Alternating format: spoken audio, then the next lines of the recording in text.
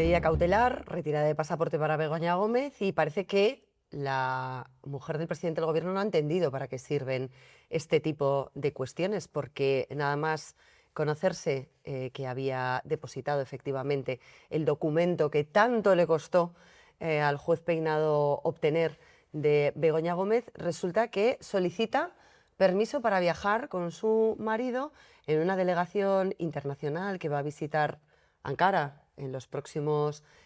días y estar con él como si nada hubiese pasado, como si no estuviese procesada al borde del banquillo, negando la evidencia y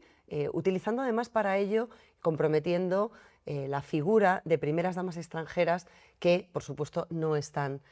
vinculadas a los entresijos de la Unión Europea, que ya le ha llamado en varias ocasiones la atención a Sánchez por atrincherarse en el poder sin límite y sin que parezca que haya una fecha de salida. Begoña Gómez quiere además hacer escala en Londres y visitar a su hija, que se gradúa en la ciudad británica, y el juez Peinado tendrá que decidir cuál es su posición en este asunto, porque, hombre, si cada uno de los imputados que tiene una medida cautelar intenta revocarla a los 2 días de que se la hayan impuesto, esto sería un absurdo. Efectivamente. Vamos a ver, yo interpreto esta petición de Begoña Gómez de que le devuelvan el pasaporte de manera puntual para hacer estos 2 viajes como una provocación al juez Peinado. Y de alguna manera lo que está buscando el entorno del presidente del gobierno es seguir deshumanizando al magistrado y seguir contribuyendo a la campaña de descrédito y de difamación que hay sobre él única y exclusivamente porque ha tratado a Begoña Gómez como lo que es, pero como lo que ella no quiere ser, que es una ciudadana normal y corriente. Porque si tú, María, o yo estuviéramos en esa situación y nos hubieran retirado de manera cautelar el pasaporte, pues en fin, es que seguramente ni nos atreveríamos a plantear que se nos devolviera en un periodo de tiempo tan corto. Vamos a ver finalmente qué es lo que ocurre. Las partes ya se han negado a que esto pueda ocurrir y sobre todo es muy llamativo, ¿no? Porque gran parte de los negocios de Begoña Gómez tuvieron lugar en el extranjero o gracias a personas que de alguna manera la ayudaron fuera de España. Por lo tanto, yo no veo tan descabellado que el juez Peinado le haya retirado el pasaporte, cuestión que respeto absolutamente. Y sobre todo, que es que nunca se nos terminó de contar si Begoña Gómez usaba el Falcon, el avión presidencial, para llevar a cabo negocios, porque el juez pidió a la Guardia Civil el listado de vuelos que había hecho en aviones de línea regular. Como el Falcon es un avión militar, no se incluyeron esos trayectos y lo que es evidente es que hay una parte de la historia que no se nos está contando o que no se le está permitiendo al juez que conozca. ¿Por qué? Porque figuraban varios viajes a la República Dominicana, pero es que luego resulta que había fotografías de Begoña Gómez en República Dominicana en fechas que no coincidían con los aviones en línea regular. Por lo tanto, ¿cómo fue? Fue en barco, fue en Falcon,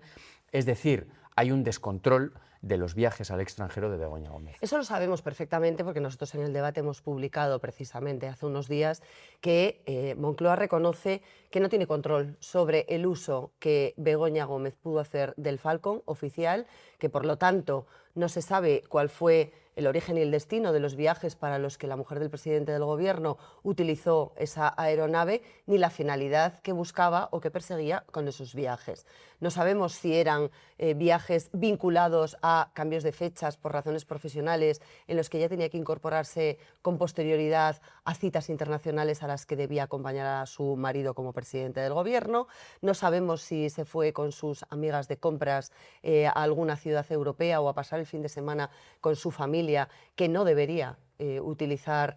precisamente un avión oficial que pagamos todos los españoles para cuestiones muy concretas y muy tasadas, y que además, en general, si hay parte o miembros del gobierno que quieren utilizarlo, deben pagar por ello, deben asumir el coste de esos desplazamientos, y tampoco sabemos, por lo tanto, si esas aeronaves aterrizaron en paraísos fiscales, como pudo ser República Dominicana, y tenían una intención no ociosa, sino profesional o laboral de Begoña Gómez, fuera del radar de lo que debería ser la transparencia exigible a la mujer del presidente del gobierno, que también debe cumplir con esos niveles mínimos de ética y de estética que le exigimos a su marido, por supuesto, democráticamente elegido, pero a ella como consorte, que parece más consuerte porque se ha colocado en distintos establecimientos, y tú señalabas algunos de ellos, que hacen pensar que tiene una red de contactos fuera de España, ya no solo en la República Dominicana,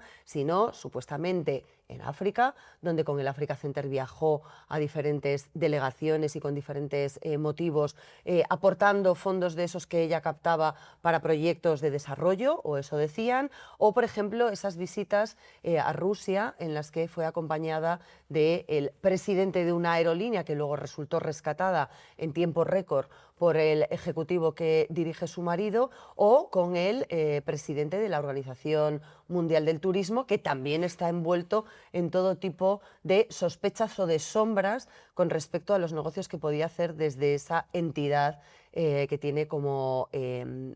finalidad promover efectivamente destinos turísticos y trabajar codo con codo con determinados operadores de viajes y con determinadas aerolíneas, algunas de las cuales aquí tenemos bajo la lupa. Lo más sangrante de todo el caso Begoña Gómez es, y tú lo apuntabas en parte, esa campaña de descrédito que conecta muy bien con el modus operandi del Partido Socialista en las cloacas de Leire Díez y de Santos Serrán para desacreditar, para reventar las causas judiciales que atacan, que salpican o que cercan al entorno más próximo tanto del PSOE de Ferraz como del presidente del gobierno en Moncloa. Pero fíjate, es una estrategia que yo nunca he entendido, pero por una cuestión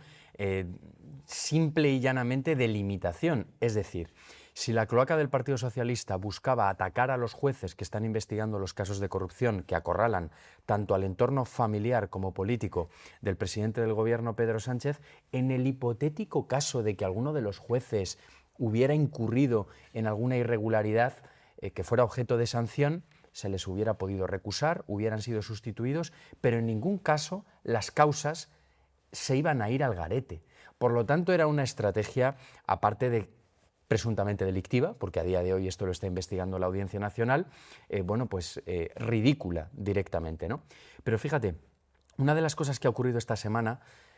que me ha llamado mucho la atención es que por fin la Unidad Central Operativa de la Guardia Civil ha conseguido acceder a los correos electrónicos, a los mensajes que se intercambiaron los miembros de la mesa de contratación de Red.es, que es una empresa pública dependiente del Ministerio de Economía, que fue la entidad que adjudicó varios contratos al empresario Juan Carlos Barrabés, justo después de que Begoña Gómez redactara 2 cartas de recomendación en las que instaba a que, bueno, pues era un empresario ideal para que se le adjudicaran estos contratos públicos que superaban los 10 millones de euros. Y es muy grave, porque hemos visto cómo las mesas de contratación estaban totalmente manipuladas y que desde el primer momento se iba a teledirigir esos concursos públicos para que este amigo de la mujer de Sánchez recibiera estos contratos. Fíjate, María, yo me atrevería a decir que de todas las pruebas, de todos los informes que ha presentado la Guardia Civil, este puede ser uno de los que más comprometa a Begoña Gómez. Bueno, y a Barrabés es determinante en mi modo de ver, en principio, porque por una parte acredita lo que ya contamos en el debate durante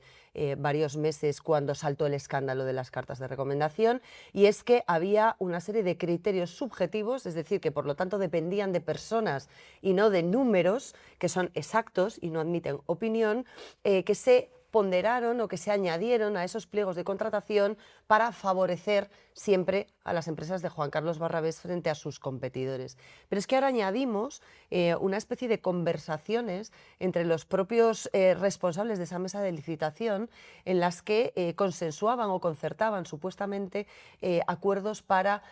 tirar a la baja las de Barrabés, para mejorarlas o ponerlas en primer lugar en la fase inicial de las licitaciones, es decir, toda una estructura orientada a que el resultado final fuese el buscado, que el gurú de Begoña Gómez en la cátedra de la Universidad Complutense, el que la inspiraba profesionalmente, el que le dirigió hacia esa